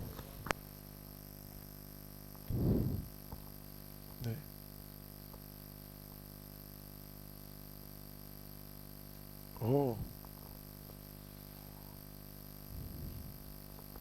Ok. Ah, le micro ne parlait pas. Ou bien on va revenir. C'est Papa Samuel et Frère John. Revenez sur vos questions. Donnez d'abord à Frère Samuel. Frère John, oui. Après, on va voir aussi Frère Samuel. Merci, docteur. D'ailleurs, même ces questions-là, je reviens quand même parce que je... Oui. Oui, merci, docteur. Ma question est la suivante. Toujours dans Lévitique 2, vous avez parlé de l'oiseau. Cet oiseau, au verset 16, on a dit que cet oiseau ne devrait pas être... je suis au verset 16. C'est le verset 17, on ne devait pas détacher les ailes. Il ne devrait pas être déchiré, on ne devrait pas détacher. Est-ce que cette écriture peut être semblable à Jean 19, verset 36, où les os de Christ ne devraient pas être brisés? C'était ça la question. Ok. Donc c'est exactement ça, la pensée d'abord, c'est ça, parce que le fait que les os de Christ ne devaient pas être brisés, c'est la pensée qu'on a donnée dans Exode 12 où on ne devait pas aussi briser les os de l'agneau. Donc ça parle aussi de la vie qui doit être dans l'agneau. Aujourd'hui nous disons, quand on parle doctrinalement, Donc nous devons aussi garder la doctrine sans la déformer. La doctrine, c'est les os. Mais ici, ça exprime aussi le fait que l'animal ne peut pas mourir, même s'il est égorgé, même s'il est sacrifié, mais en lui, il y a une pensée de la résurrection. Donc nous sommes revenus aussi par rapport à ça en exprimant, en utilisant les termes comme un agneau immolé. Quand on dit comme un agneau immolé, ça veut dire cet agneau, il est mort, mais en réalité, il est vivant. L'apôtre Pierre aussi l'a dit que Jésus est mort quant à la chair, mais quant à l'esprit, il est vivant. Donc voilà cette pensée. Oui, la deuxième question était la suivante. Pourquoi est-ce que l'apôtre Paul a utilisé le langage Christ crucifié? Or, nous savons que Christ, c'est un esprit. Pourquoi l'apôtre Paul ne pouvait pas dire Jésus-Christ, mais il a dit juste Christ crucifié dans 1 Corinthiens 5? Oui, le Christ, c'est comme nous disons que le Christ veut dire le oint, le Messie, le oint. Or, il y a le oint et il y a aussi l'esprit ou l'onction. Alors, en tant que oint, il est mort. Mais l'onction qui est sur lui ne meurt jamais. Cette onction aussi s'appelle Christ. Lui aussi, le oint s'appelle Christ. C'est comme ça que dans Daniel, il y a l'expression où le Christ et le oint sera retranché. Quand on dit que le oint est retranché, c'est lui en tant qu'homme par rapport à la mission qu'il avait. Il termine et on le retire de cette mission-là. Là, en tant qu'homme, en tant que oint, on dit que le Christ a été crucifié. Mais en tant qu'esprit, l'esprit ne meurt jamais. Voilà pourquoi dans, je pense c'est Luc chapitre 1, la Bible dit que l'Esprit de Dieu te couvrira et le Saint-Enfant qui naîtra sera appelé Fils de Dieu. Donc, Fils de Dieu veut dire Fils de l'Esprit. Et Jésus en tant que Fils de Dieu ne meurt jamais, mais il meurt en tant que Fils de l'homme. Amen. Amen. Bon, je profite aussi pour poser la troisième question. Juste après le veau d'or, là, je suis dans Exode 32. Au début, là, des Lévitiques, vous nous avez parlé de Lévi. Lévi, mais on voit dans Exode 32, juste après le veau d'or, Moïse a dit que ceux qui sont de l'Éternel s'approchent. Et nous avons vu la famille de Lévi s'approcher. Ma question est la suivante. Pourquoi est-ce que la famille de Lévi avait seulement tué 30 000 hommes? Pourquoi ils avaient tué seulement 30 000 hommes? Oui, c'est ce qui est écrit ici. Je suis dans Exode 32, verset 28. On dit, les enfants de Lévi firent ce qu'ordonnait Moïse et environ 30 000 hommes. Exode 32, Oui, verset 28. 28. Parmi Ok. le peuple périrent en sept journées Environ 30 000. 30 Mais 000. oui, je voudrais aussi ajouter, mais on voit aussi lorsque Pierre dans Acte D arrive, et lui aussi après la prédication, on dit qu'environ 30 000 âmes. Non, vous parlez de 30 000 ou de 3 000? Je parle de 3 000 plutôt. C'est 3 3 000. 000. Oui, 3 000. Sorry, c'était 3 000, oui. À la première prédication ici de l'apôtre Pierre, on voit aussi, il y avait aussi 3 000 âmes qui étaient sauvées. Est-ce que ça peut être une coïncidence ou bien c'est... Comme j'ai l'habitude de suivre des prédicateurs qui disent que les 3 000 hommes que Lévi avait tués là, ce sont les 3 000 hommes que Pierre avait prêché la parole de ce côté dans Actes des Apôtres. Bon. En tout cas, il faut s'abstenir de certaines révélations. Ces 3 000 ici sont les 3 000 des peuples d'Israël. Bon, c'est vrai que dans la révélation, dans un balancement des nuages, on peut toujours aussi prendre cet aspect des choses-là, qu'à cause de la désobéissance, l'Éternel a permis que Lévi, qui est sacrificateur, élimine 3 000 personnes. Mais à cause de l'obéissance, quand le Saint-Esprit est venu, Pierre aussi, qui est aujourd'hui le type de Lévi dans l'Ancienne Alliance, a donné la vie à 3 000.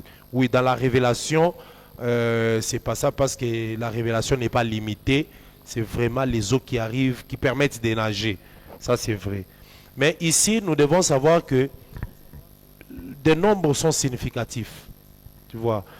On a toujours déconseillé à un prédicateur d'enlever les zéros dans les nombres. Parce que quand il y a 3000, on risque d'enlever... j'enlève des zéros, ça reste 30.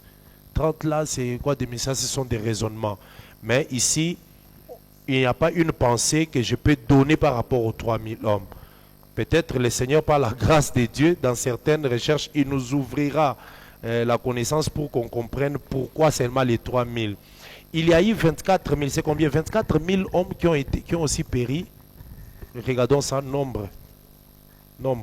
Combien? Qui ont été avalés par la terre. C'est combien? Cherchons ça dans nombre.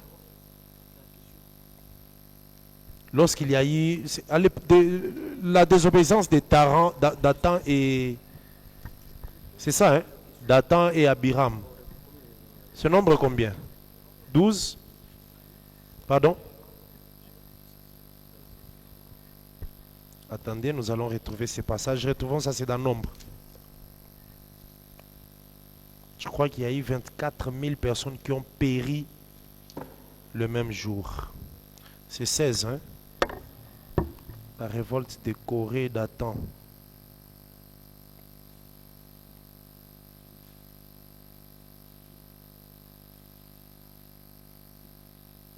Nombre chapitre 16.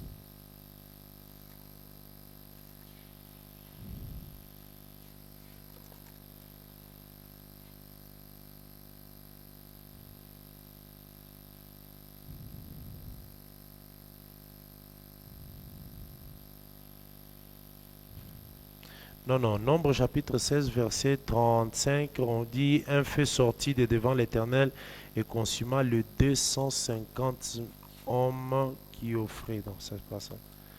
Je parle de quand ils ont été engloutis dans la terre.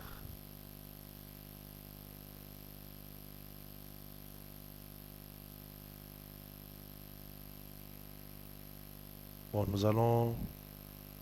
nous pouvons retrouver ces passages après. Donc, je prenais cet exemple-là pour faire voir que c'est vrai, nous ne limitons pas la révélation. Une révélation peut venir par rapport à cette pensée de 3000 qui ont été engloutis le même jour. Il y en a 24 000 qui ont été aussi engloutis. Verset combien? On a donné un nombre là-bas. Ici, on a dit seulement la terre ouvrit sa bouche pour les engloutir et tout ce qui leur appartient, ils s'en distraient. Là, on n'a pas donné les nombres. Alors, donc, je disais que chaque nombre dans l'Écriture a une explication. Les seigneurs, au jour de l'Éternel, s'ils donnent la pensée, on peut toujours donner sur ces nombres de 3000 là. Parce qu'on doit garder la pensée de l'Écriture en évitant d'enlever les zéros. Amen. Ok. Oui, le frère Samuel. Oui, docteur. La question était de savoir, comme vous avez parlé que les gros bétail, on peut considérer aussi Moïse comme étant gros bétail du fait que on a témoigné, on a parlé de lui qui n'a pas pari un grand prophète comme Moïse. Voilà pourquoi j'ai posé la question. On peut prendre aussi Jean-Baptiste comme gros prophète, un gros bétail, voulais-je dire, comme Jésus lui-même l'a témoigné. Et à cela, nous mettons des garde-fous, parce qu'il y a des branhamistes qui peuvent dire aussi, non, notre prophète a ressuscité, si c'est les guerriers, tout ça. Il est aussi parmi les gros bétail. Suite à quelque chose là, il a ressuscité. C'est suite, parce que les Kimbanguistes aussi peuvent dire que Mimbanga a ressuscité, il est aussi gros bétail. Ok, une bonne question. C'est Deutéronome 34, 10 qui dit que nul n'est... 10 oui. Il n'a plus paru en Israël des prophètes semblables à Moïse que l'Éternel connaissait face à face. Donc c'est déjà à partir de là, nous comprenons que Moïse aussi, si les prophètes sont considérés comme des bétails dans Psaume 44, je pense verset 28, là où David lui-même dit que, non c'est David ou bien Corée, nous sommes regardés comme des brebis qui sont amenés à la boucherie. Donc Moïse aussi est considéré comme gros bétail parce que c'est le grand prophète. Il n'a pas pari des prophètes comme lui. Jean-Baptiste aussi, oui c'est vrai, parce qu'il faut savoir que Jean-Baptiste aussi et le type de Moïse dans certaines choses. De la même manière que Moïse a introduit le premier souverain sacrificateur dans les sacerdoces, qui était Aaron, en le lavant, Jean-Baptiste aussi a introduit les souverains sacrificateurs de la nouvelle alliance dans les sacerdoces quand il a baptisé. Et la Bible dit, après cela, Jésus commença son ministère. Jean-Baptiste aussi est gros bétail. Mais tout prophète aussi en termes de l'ombre. Dans l'ombre, ce sont des gros bétails. Parce que les prophètes là, c'était des hommes que Dieu plaçait devant le peuple. Et parfois, il était seul dans cette période-là. Lui-même apporte les ainsi dit l'Éternel. C'est aussi des gros bétails, mais dans l'ombre. Parce que le véritable gros bétail, c'est celui qui a donné le salut, c'est Jésus-Christ. Donc après lui, tous ceux qui viennent après là, il n'y a plus de gros bétail. Il n'y en a pas. Amen. Parce que si tu viens seulement après Jésus comme gros bétail, tu dois donner la vie au peuple. Or, personne ne peut le faire. Déjà, si vous regardez dans les sacrifices de l'Holocauste, on mettait le sang tout autour de l'autel. J'avais dit que tout le monde, chacun avec son péché, devait normalement venir mourir à l'autel pour son propre péché.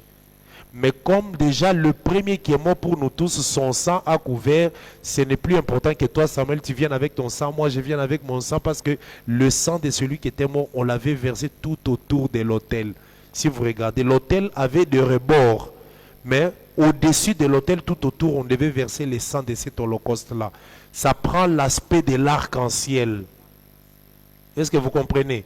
Pourquoi? Parce que si vous regardez l'autel, il y avait des éclairs, des tonnerres, et la Bible dit qu'il y avait un arc-en-ciel comme de l'émeraude. L'arc-en-ciel, pourquoi? C'est pour que sur ce trône-là, il y a l'Éternel dans sa colère, le peuple qui est là, pour que la colère n'atteigne pas le peuple, il y a le sang tout autour qui calme, qui apaise. Donc il y a déjà un sang là-bas qui va encore venir avec un autre sang. Donc c'était lui le dernier gros bétail qui est venu. Nous tous ici, c'est fini, nous sommes des petits bétails.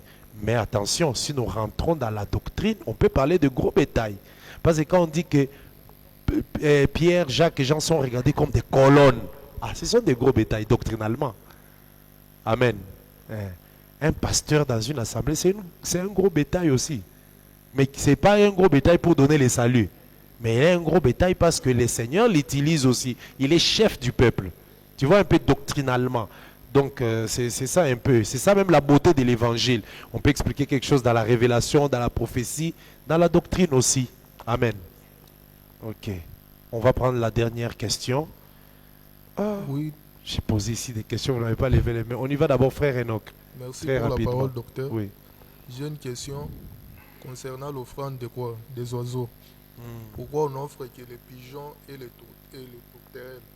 Pourquoi pas on n'a pas cité d'autres oiseaux? Bon, vous savez, Dieu avait des animaux que lui-même classés. Lisons d'abord. Je vais donner un exemple d'abord par rapport aux oiseaux qu'Israël pouvait manger et ne pas manger. Lévitique chapitre 11. Lévitique 11.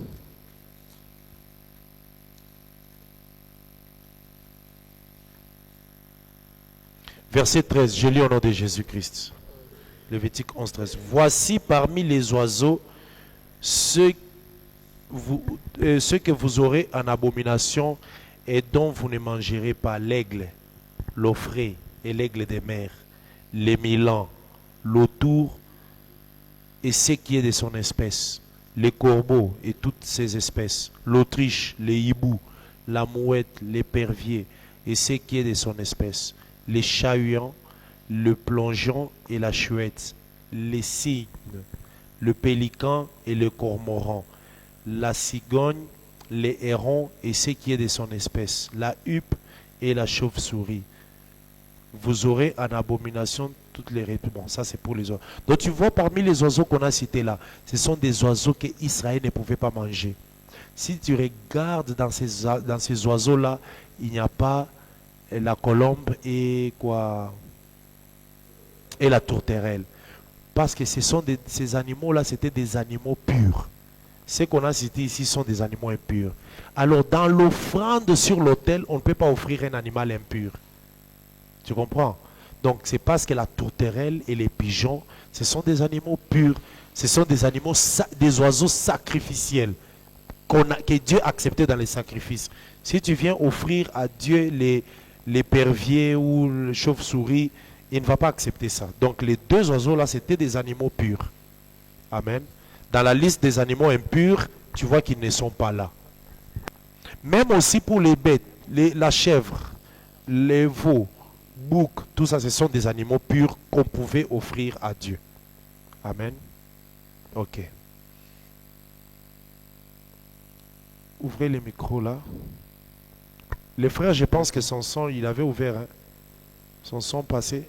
Ok, allez-y. Oui, merci beaucoup, docteur, pour la parole. Mais moi, j'aimerais juste savoir, est-ce qu'on peut parler du côté de l'Orient là comme le côté d'Israël? Parce que les jabots, comme vous avez expliqué, qui représentent la connaissance, alors je prends la connaissance là de Jésus qui reste du côté d'Israël.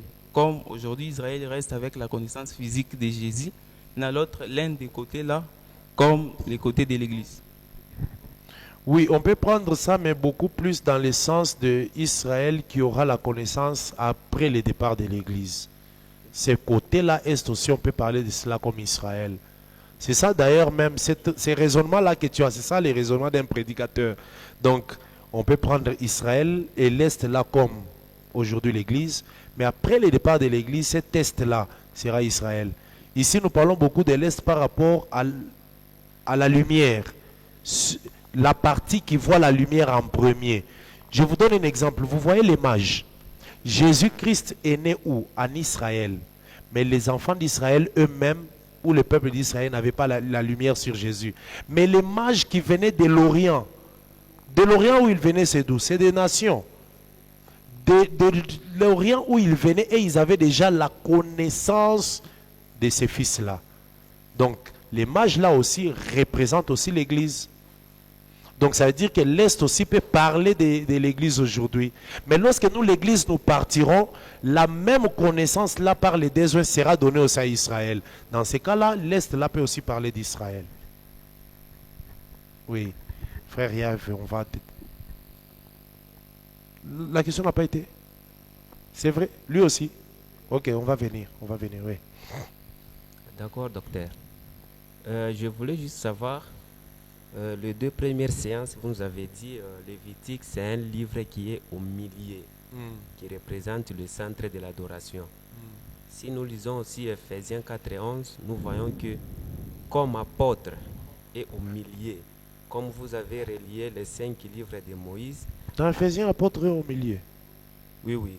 Dans Ephésiens. Non, comme évangéliste est au milieu. Ah oui, évangéliste. Comme vous avez relié les 5 livres avec les 5 grâces, là aussi nous voyons que l'évangéliste est au milieu. Est-ce que c'est pareil ou bien...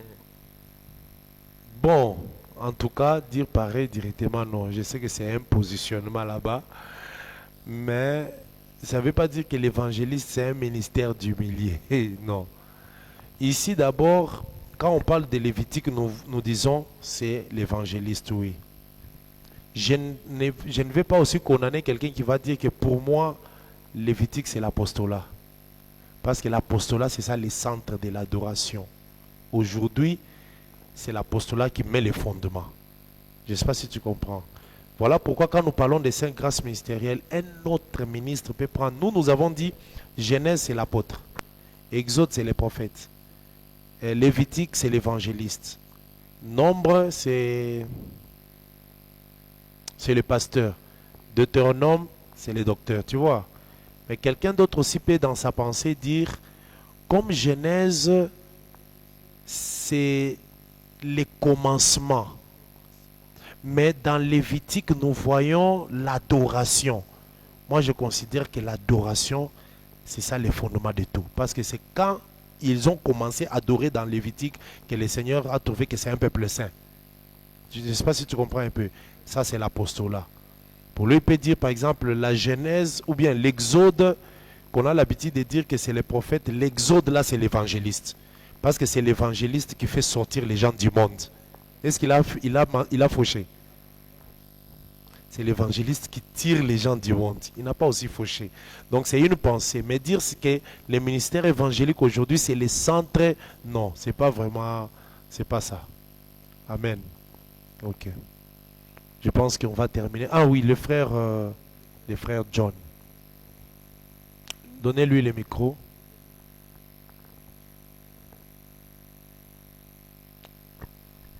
Oui, merci. Encore une fois pour la parole. Ma question concerne le verset 16 du premier chapitre de Lévitique, où vous nous avez expliqué le fait que le sacrificateur devrait ôter les jabots et le jeter près de l'autel vers l'Orient. Et vous nous avez bien expliqué en disant que les jabots représentent la connaissance qui devrait être donnée À un peuple. oui, à un peuple. Je pense que vous avez parlé de l'Église. Alors, la portion qui parle des plumes, parce que la Bible précise que ces jabots devraient être jetés avec les plumes. Alors, c'est la portion des plumes ici que j'aimerais que vous puissiez un peu m'expliquer plus de précision. Merci. Oui, ici, c'est la même pensée que nous avons lorsque le Seigneur donne l'ordre à Israël que lorsque vous mangez l'agneau, vous le mangerez dans l'entièreté. Les jabots, c'est comme ce qu'on appelle le gesier. Donc le lieu où l'animal gardait la nourriture, où l'oiseau garde la nourriture avant que la nourriture aille dans l'estomac. Et nous avons dit que c'est l'image de la connaissance de la parole. Et lorsque notre holocauste est offert comme sacrifice de bonne odeur, en mourant, il nous laisse une connaissance. Cette connaissance-là nous est donnée, mais on n'y enlève rien. C'est ça, donc les sacrificateurs ne devaient pas enlever les plumes, d'abord enlever, les jeter, et puis après prendre les jabots, maintenant les jeter du côté. Donc, quand il enlève les jabots, il enlève ça avec les plumes dans la totalité. Il n'y a rien à enlever. Donc, c'est l'image comme quoi dans les Écritures, il n'y a pas de choses enlevées. Dans la parole, dans l'enseignement, on prend tout ce qu'on doit prendre, on donne au peuple dans la totalité. Vous comprenez? Enlever les plumes, c'est comme si on fait des choix, on trie des choses dans la connaissance ou dans la parole ou dans l'enseignement. Amen. Ok, terminons avec le frère Jancy. C'est la dernière question. Ok, merci. Je voulais juste poser une question par rapport aux oiseaux que vous avez dit, les oiseaux impurs. Par rapport à l'Autriche. Parce que parmi les oiseaux impurs, on a cité aussi l'Autriche ici. Alors, dans la pensée de Job, quand je retrouve un peu ce passage ici, donc c'est Job 39, 17. On parle que l'Autriche abandonne ses œufs sur la terre. Mais par rapport à la pensée de Job ici, quand il parle de l'Autriche, il parle de l'Autriche comme étant Christ, qui abandonne ses œufs, c'est-à-dire le temps où Christ gardera le silence d'une demi-heure. Donc Christ ici qui abandonnera ses œufs comme étant les Israélites. Alors ici on a parlé de l'Autriche. Dieu aussi peut prendre aussi l'image, il prend l'image de l'Autriche ici. Il peut aussi prendre encore l'image des bouts, comme les autres oiseaux. Je crois que c'est ma question. Parce que l'Autriche aussi est parmi l'oiseau. Mais il faut que tu trouves aussi les hiboux dans les Écritures pour les représenter comme ça. Parce que tu ne vas pas les prêcher en dehors des Écritures. Amen. Amen. Je ne sais pas si vous me comprenez. Tu vois, l'Autriche, tu l'as trouvé dans Lévitique, mais tu l'as trouvé aussi dans Job. Là, tu peux l'enseigner. Tu prends comme l'Autriche dans Lévitique, animal impur, tu le trouves aussi dans Job. Maintenant, les hiboux qui est là-bas, il faut les chercher aussi quelque part pour l'enseigner parce qu'il faut que tu aies des témoins. Hein? Moi, ce que je vais dire ici d'abord, que l'Éternel lui-même, les animaux impurs aussi, parlent aussi de l'Éternel dans d'autres sens. Comment? Jésus-Christ, quand il est venu, comment je peux dire? Selon les Juifs, comme ils n'obéissaient pas à Moïse, il est apparu comme un animal impur. Tu vois un peu, qu'on ne pouvait pas accepter. Mais il est aussi apparu comme un animal pur qu'on devait sacrifier à la croix. Parce que sur l'autel, on ne mettait que l'animal pur. Tu comprends un peu? Voilà pourquoi l'Autriche, d'abord commençons par un animal impur, le corbeau. Le corbeau, c'est un animal impur.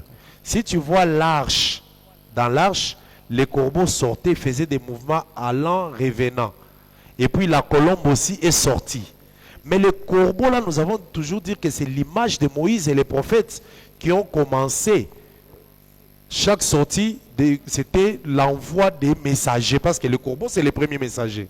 Dans l'arche, qui est le premier messager qu'on a envoyé par Noé? C'est le corbeau. Lorsque le corbeau est parti, il a commencé à faire des mouvements. C'est après maintenant qu'on a envoyé un deuxième messager. Dans le plan aussi de la rédemption, qui est le premier messager? C'est Moïse. Dieu a envoyé Moïse. Mais malgré que Moïse, allant, revenant, Ésaïe, Jérémie, tout ça, pendant ces temps-là, Jean-Baptiste aussi sort. Maintenant, on fait sortir aussi les corbeaux qui est Jésus. Tu vois un peu? Donc, ça veut dire que les corbeaux représentent aussi l'Éternel, mais en Moïse. Mais c'est un animal impur. L'Autriche aussi, c'est l'Éternel qui va abandonner Israël dans la grande tribulation. Tu vois un peu? C'est l'Éternel. C'est pour dire que l'Éternel peut parler de l'animal impur ou l'animal pur. Est-ce que nous comprenons? Voilà. Alors pour que tu prêches les hiboux, en tout cas, nous, on ne va pas t'interdire. Parce que on ne va pas t'interdire de prêcher les hiboux. Mais il faut que tu aies des bases pour prêcher les hiboux. Amen. Ok. Que le Seigneur soit loué. Oui, frère Christian. Les hiboux. Déjà, celui qui a écrit Hébreu a dit l'état me manque de parler d'eux. Toi, si tu as l'état de parler des hiboux, mais il faut amener les passages bibliques. Amen. Ok. Excusez, docteur. Moi, je voulais avoir seulement un éclaircissement sur le point que vous avez parlé d'Adam en étant image de Dieu. Lorsqu'il avait péché, c'est Dieu qui est tombé, tout ça. Et je voulais aussi, bon, ça m'est venu aussi en tête. Quand Dieu maudissait Adam, donc il maudissait aussi son image. Mais Adam, c'est son image. Est-ce que on a un verset qui nie? Donc, Adam, Dieu c'est son image. maudissait encore lui-même. C'est son image. C'est pour ça que j'ai dit que Adam, c'est l'image. Parce que j'ai vu tout le monde avait hésité. C'est pour ça que j'ai dit attention. Si nous croyons qu'Adam, c'est l'image de Dieu, pourquoi on a peur de dire que l'image de Dieu a péché? L'image de Dieu est tombée. Mais ce n'est que l'image, ce n'est pas la réalité. Le véritable Dieu n'a jamais péché. Mais ce n'était que l'image. D'ailleurs, le véritable Dieu n'a pas péché, mais lui est devenu péché. Le véritable, il n'a pas péché, mais il est devenu péché. Donc c'est pour dire que ce sont des balancements, c'est des nuages qu'il ne faut pas que nous paniquions. Parce que nous sommes des prédicateurs. Hein? Et nous sommes des prédicateurs d'un niveau élevé avec cet évangile. Si tu n'arrives pas à dire certaines choses, ça sera compliqué. Donc l'image d'Adam était placée, mais cette image-là a péché. Dieu est venu, a maudit son image, et après Dieu est venu, il a revêtu son image. Donc il a revêtu, il a restauré. Amen. Ok. Que le Seigneur vous bénisse. C'était merveilleux. Prochainement, nous allons commencer le chapitre 2. Il y a encore beaucoup de choses, beaucoup encore, un long chemin à faire. Il y a encore beaucoup de choses à dire par rapport aux fils d'Aaron qui doivent être consacrés. Nous avons beaucoup de choses dans Lévitique. Beaucoup. Les lieux destinés pour les sacrifices. Donc, quand nous regardons seulement les Lévitiques, je vous dis qu'au bout quand nous exploitons Lévitique, au bout de cette exploitation-là, c'est fini. Tu deviens un prédicateur vraiment rempli de connaissances. Amen. Ce que nous vous disons ici, vous n'allez pas trouver ça dans une école théologique. Là-bas, on lit ça comme de l'histoire seulement, hein, comme quelque chose qui est déjà passé. Mais nous comprenons que ce sont des prophéties qui s'accomplissent aujourd'hui. Amen. Que le Seigneur nous bénisse et que la grâce de Dieu. Tous ceux qui nous ont suivis en ligne, nous attendons vos commentaires. Mettez vos commentaires, qu'ils soient sur Facebook, sur YouTube, et puis aussi partagez ces moments de partage de connaissances avec les autres aussi. Prenez les liens, envoyez-les dans différents groupes, WhatsApp, groupe Facebook, partagez avec les connaissances.